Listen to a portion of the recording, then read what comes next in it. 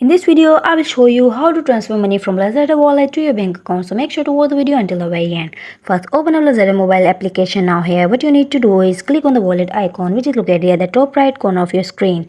And from here, you should be able to see the button that you have on your account. Now, in this case, go ahead and click on the balance or available balance section.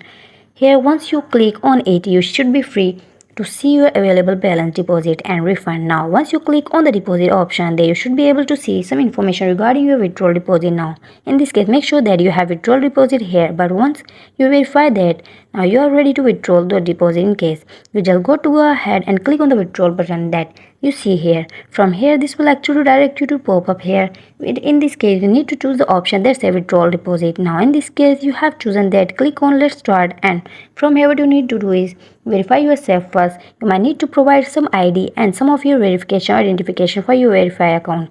Now once you verify your account, you just need to provide your banking details, and you might need to log into your online banking. And from here, go to your link account. Just follow the on-screen step for you basically to transfer your Lazada wallet into the bank account, and that's it. You are done.